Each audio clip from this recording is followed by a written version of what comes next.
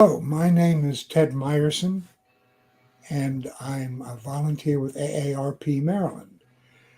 I'm here with Jacke Schroeder, Director of Elder Abuse Awareness Program at CHANA.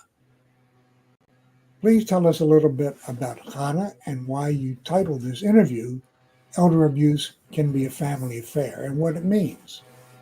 Hi, Ted. It's always great to see you. Thank you so much for inviting me.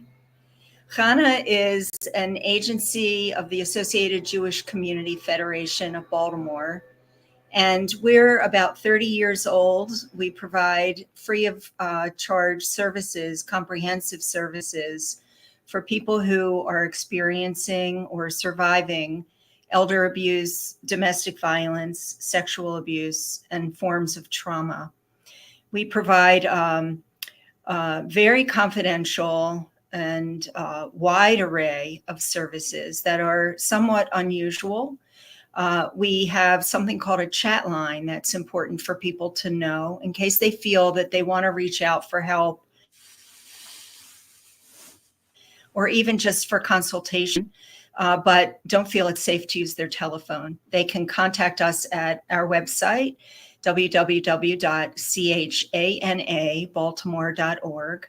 And right on the home screen, there's a button that can be clicked for the chat line. If someone were to walk in the room, Ted, they would be able to click the quick escape button, and it would take that person into the Weather Channel website with amazing encryption so that no one, even a tech-savvy person, would not be able to detect that the person was speaking with us. And you can come to our website and click Elder Abuse and find all of the services that we offer. And we offer them for all forms of abuse. Well, let me ask you this question. Why do you think it might be a family affair? What is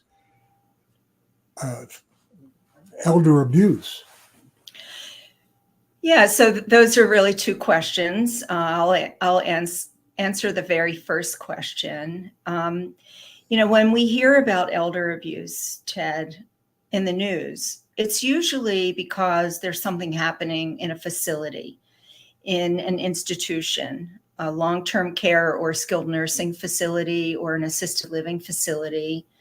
But the fact is that the majority of elder abuse is happening right in people's homes and being perpetrated by family members. Almost 2/3 of elder abuse is being caused by family members.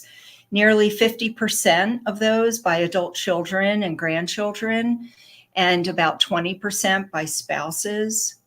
And Ted, this data comes from what gets reported, abuse that's being reported. It doesn't include data of abuse that's not being reported. So we know with reliable data that of what's being reported, 1 in every 10 people over the age of 60 is being harmed. And we surmise that for every 23 cases, only 1 is being reported.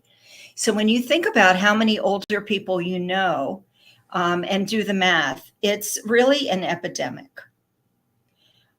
What exactly is elder abuse is a very good question. And is financial exploitation a form of elder abuse? In Maryland, we don't really have a set of elder abuse statutes. We have a couple of laws, one that defines abuse and one that defines emotional abuse. And then we have a law called for financial exploitation.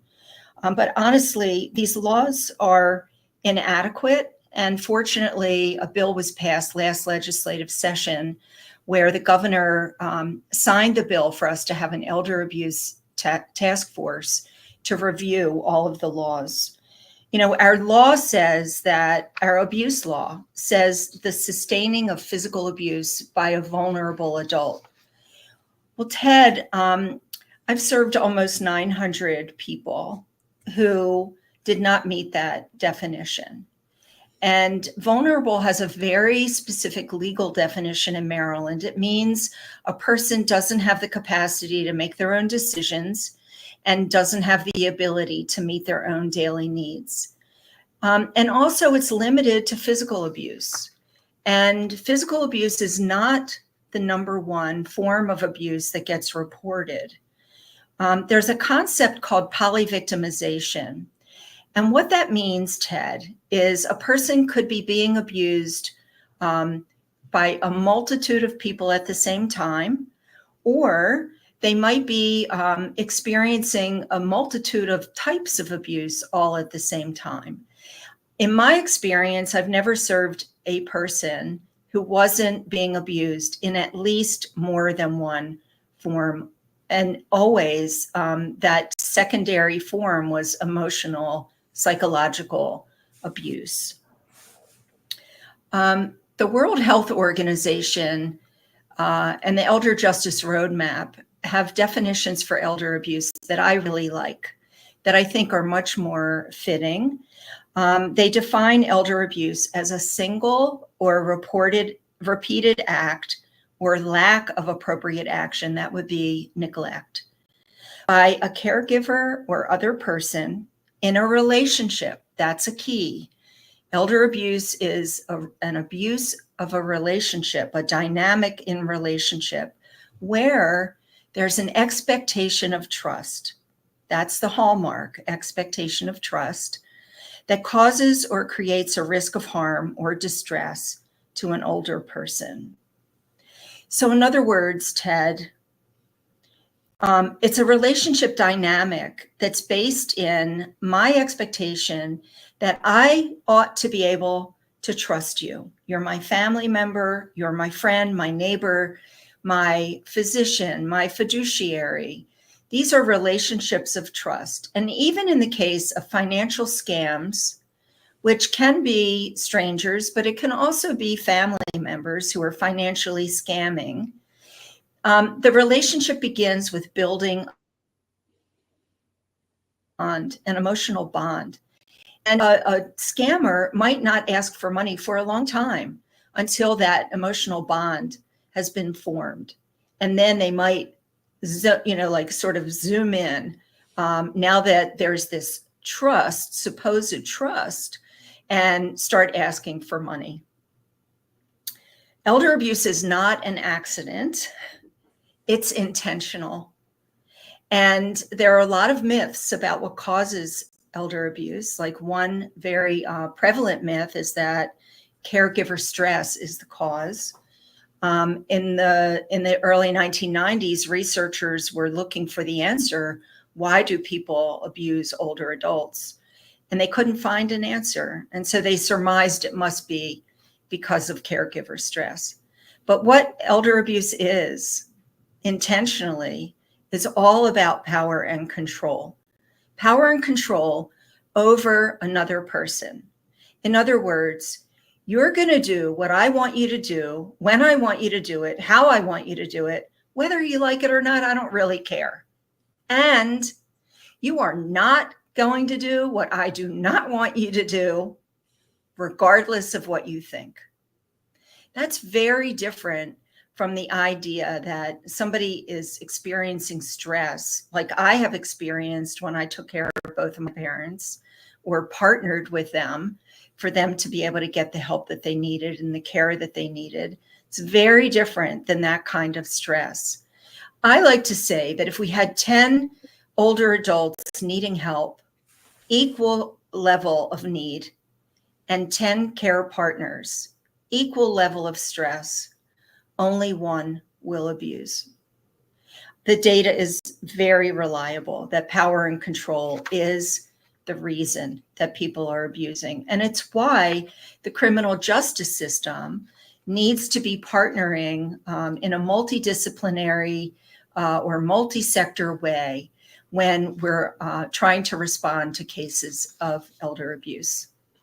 Well, Jackie, would you give us 5 tips for older adults who are experiencing abuse, or for concerned family members or friends who suspect abuse?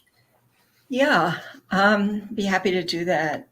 The very first thing I would say is to know and believe that family members can be being abused, that know that abuse can happen to you or to anyone who you know. I think that it's really difficult to wrap our heads around the idea an adult would be harmed, whether it's verbally, physically, sexually, through stalking, through spiritual abuse, any form of abuse. It's difficult to really wrap our hands around that. So we have to know it and we have to believe it. I think it's important to become familiar with the signs. And I go around and talk with everyone about the signs, but you can also go online and just Google signs of elder abuse, and you'll be able to find them clearly. I think it's important to really learn them and to put, I like to say, elder abuse lenses on. Whenever you're working with older people, or if you're in a big crowd, if you're in a faith-based organization, look around. There are a lot of older people there, and know that there's 1 in 10 who's likely being abused. I think when you suspect something, you don't have to know it for sure. You don't have to be able to prove it. But I think that if you have a feeling, trust your gut and act immediately. So if you have a suspicion, there are places you can call. You can call 911 if it's an emergency. You can call Adult Protective Services. I'll actually give you the number. I wrote it down for everyone. 1-800-91-PREVENT. That's 1-800-917-7383. Let me say it again. 800-917-7383. That's a statewide number that'll tap you into your local Adult Protective Services program. Or you can call CHANA at 410-234-0030. You don't even have to tell us your name when you call CHANA if you don't want to, or the name of the person that you're concerned about. You can just say, I have some concerns. I'd like to talk with somebody about it. We will be happy to talk with you. And I think the fifth thing, and this is really important, Ted, that you should not discuss any of your suspicions with anyone at the home or program where you believe the abuse is occurring, because they may deny the problem, they may punish your loved one, and they might attempt to destroy any evidence that might exist. So I think that those are the 5 most important tips I would offer. Financially, can I just add, Yes. I think financially, people should make sure that all their finances, bank accounts, credit cards, medical statements, make sure they're all accurate. Check them every week at minimum. Make sure that you keep a connection to a good support network and that you have trustworthy friends and family members, not to trust someone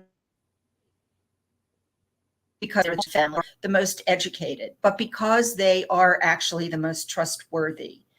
And I think having a cell phone nearby is always really important if you know that you might be at risk, or wear a wrist alert so that you can call for help.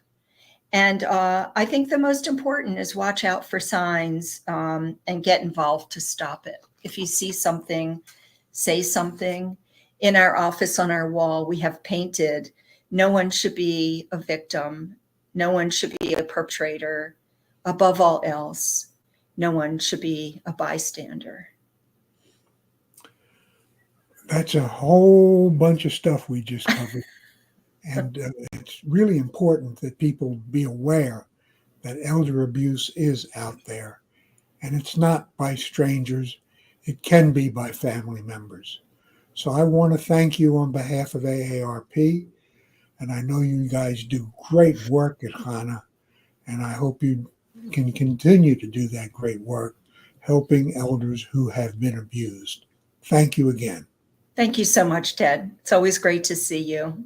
Thanks again for inviting us.